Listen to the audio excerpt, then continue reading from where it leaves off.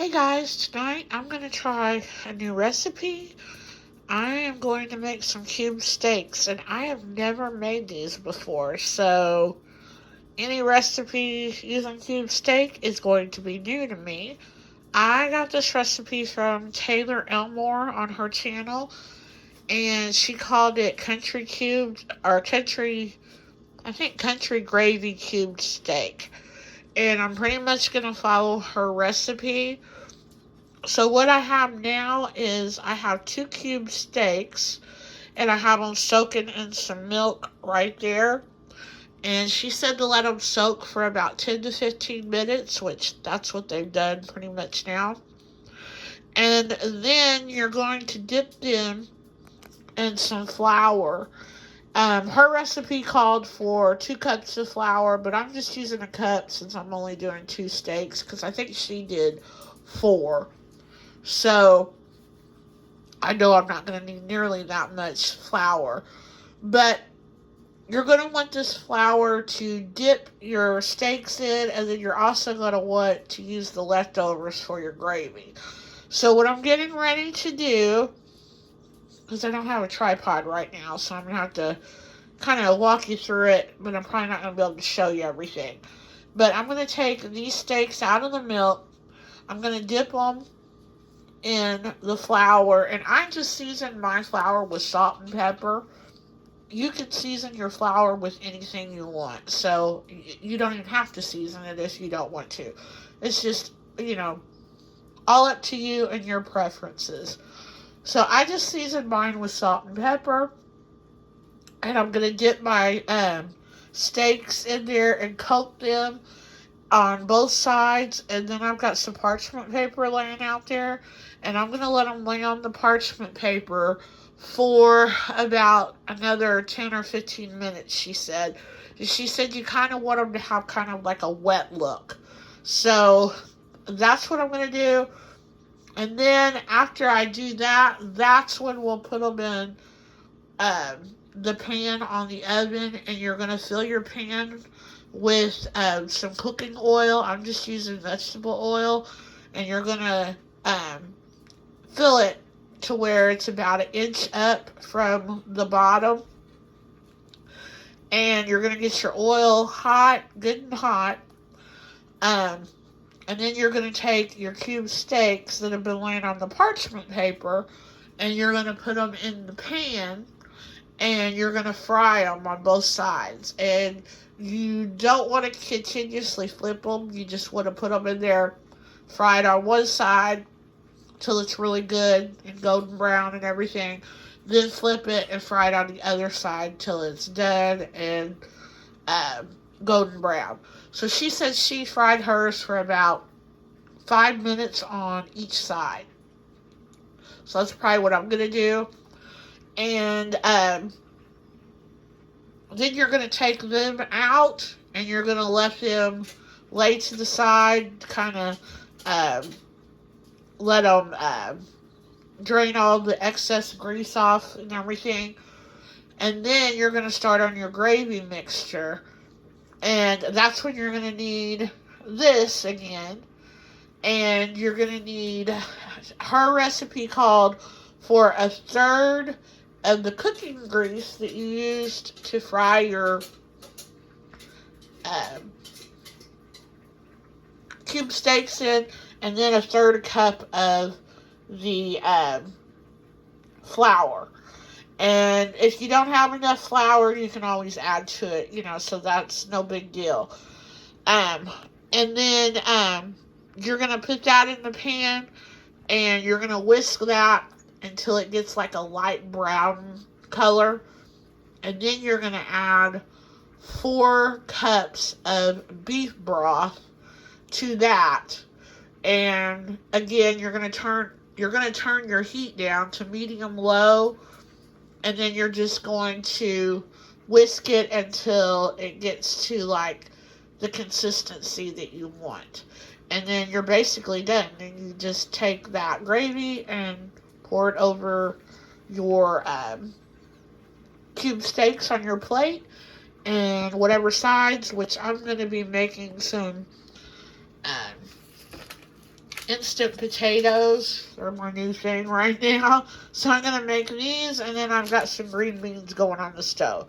But I will try to take you through as much of this as I can. Right now, I'm going to go ahead, like I said, and dip this in the flour and then let it rest on that parchment paper for about 10 minutes. So I'll be back. These have been sitting here for probably about 10, maybe 15 minutes, I don't know. But they're ready to be put in the oil now. So I'm just waiting for the oil to come to temperature. And as soon as it comes to temperature, then we're going to put these in and start frying them. Alright guys, here they are. Got them in there. I just placed them in the pan. And we're going to let these cook for about 5 minutes on each side. And then we'll take them out and then we'll start the gravy. Okay guys, I flipped them. They've got about, 2 more minutes maybe or so to cook. And we're going to start on that gravy. New recipe tonight, making some country fried cube steaks. Can't wait to try these bad boys. Yum, yum, yum. Alright guys, here it is. I've added a third cup of the oil back in and a third cup of flour. And I'm getting ready to add the 4 cups of beef broth, which I used better than bouillon, and I just went by the directions on the back and made 4 cups, and I'm going to add that to it, and I'm going to turn it down to a medium-low heat, and continue to whisk it until it gets to the consistency I want. I'll come back. Alright guys, I turned it down on low, and I put the cube steaks back in there. It's done, but I've just got it down on low because I'm waiting for my milk to boil for my instant potatoes, because I use milk instead of water, and I also add about half a stick of butter to it as well, and some salt and pepper. So I'm waiting for the milk to boil so I can add my instant potatoes to that, and then dinner will be done, and I'll come back and show it to you all plated up. Alright, here it is, all plated up.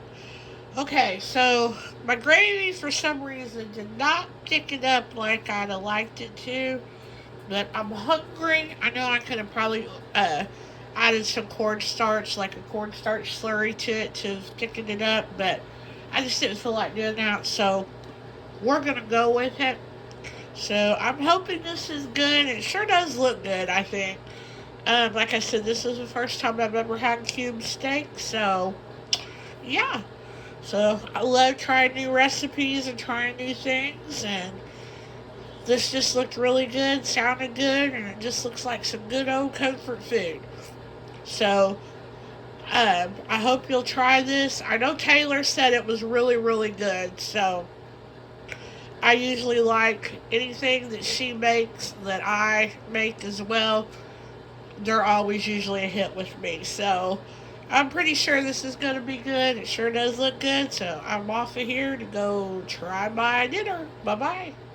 Alright guys, I usually don't come back on here after I've showed you my plate all plated up, but I had to take a bite of this and see how I liked it, and oh my goodness. Yes, it is as good as it looks. It is so delicious. I will definitely be making more cubed steak. So, yeah, I know growing up, it's kind of funny because growing up I used to always tell my mom when I was a kid, there will never come a day where I'm going to want to have a home-cooked meal. I used to get so mad because we never went out to eat. You know, we always ate at home and stuff, and You either ate what was cooked or you didn't eat. And um, I didn't eat a lot. So, I was stubborn. And, of course, I'm eating my words now as I'm an adult because, yes, I do definitely crave home cooked meals. And I definitely crave my mom's home cooked meals because you know how it is. It's no matter if you have a recipe or not, it always tastes better when mama makes it. So, but I was also thinking about it the other day and I thought, growing up, my mom was not adventurous when it came to cooking. And when I say that, I mean she stuck to certain recipes and that's what we had. And it was constantly in rotation. So I think that's why a lot of the reason why I didn't eat a lot was because I got burnt out on it. It was like, because we just kept eating the same things over and over weekly. So, um, like I said, I've never had cube steak. And I asked her the other night if she had ever had it, and she said no. So, and she's still that way though. She's still the way that she was growing up. She hardly ever ventures out and tries new things. So, I, on the other hand, now that I cook for myself and stuff, I love trying new things because I can't imagine having the same thing over, over, and over. So I do think that that was a lot of it and stuff, but, still, my mom, she can cook. And, her stuff was so good. So, like I said, I'm still eating my words, but I do think that too was a lot of the reason why I just got burnt out on the same old, same old. But anyway, I just wanted to come back and I wanted to let you know that this definitely is delicious. So definitely try this out. So, so good. Um, I will recommend to maybe watch your cube steaks because I do think that I left them in there just a little too long. I probably could have cooked mine on both sides for about 4 minutes instead of the 5. So it's just going to depend upon the size of your steaks and how thick they are and everything. And mine were really, really thin and they weren't real big. So, yeah, but other than that, oh my goodness, this is so, so good. So I just wanted to come back and let you guys know this is definitely a winner winner. Chicken dinner, but it's not chicken, it's cube steak. We'll see you later. Bye bye. Hey, YouTube friends and family, it's Michelle, and I am getting ready to make some fried smoked pork chops. And I've got some Great Northern beans back there cooking. And in the oven, I have some juicy cornbread.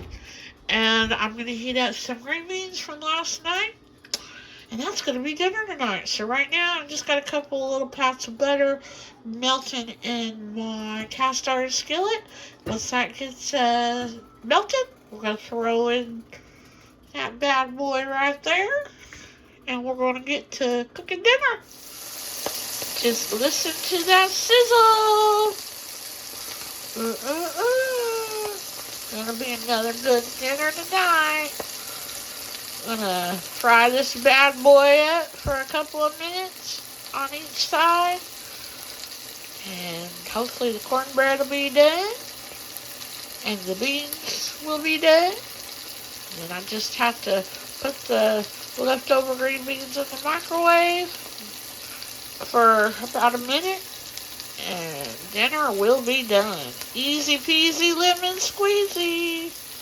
Listen to the sizzle. Look at that there pretty cornbread just come out of the oven. So it's piping hot. Yum, yum, yum. And if you want to know how to make your cornbread a little fluffy, if you do the Jiffy bread, add an egg. Instead of using one egg, use 2. Makes it a whole lot fluffier and a whole lot yummier.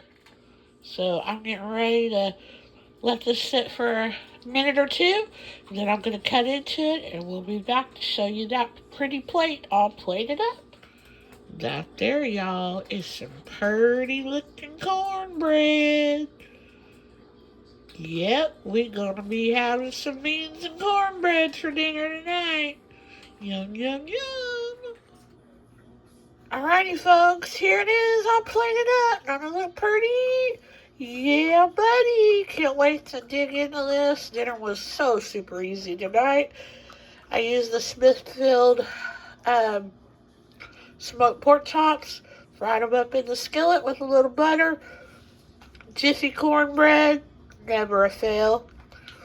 Some Great Northern beans with some cornbread mixed in. And the green beans are leftovers from last night. So all I had to do was pop them in the microwave.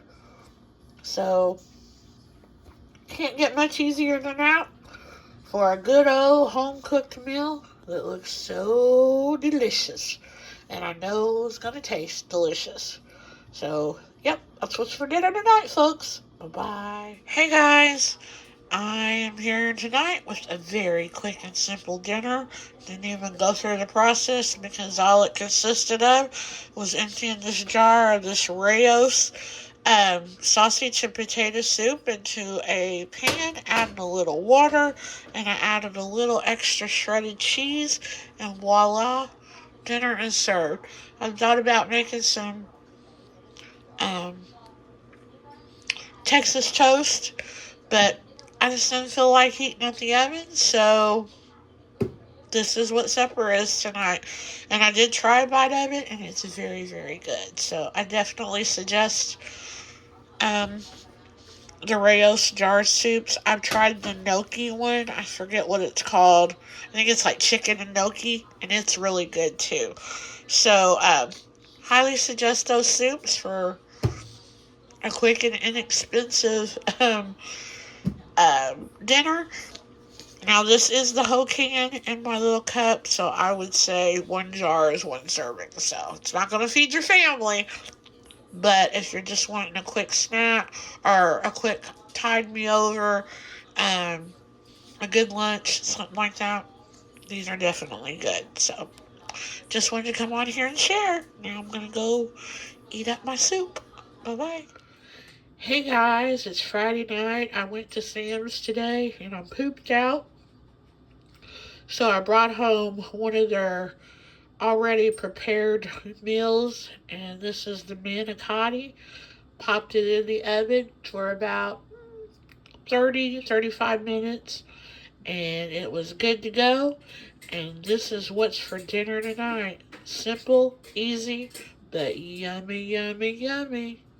Thanks for watching. Bye-bye.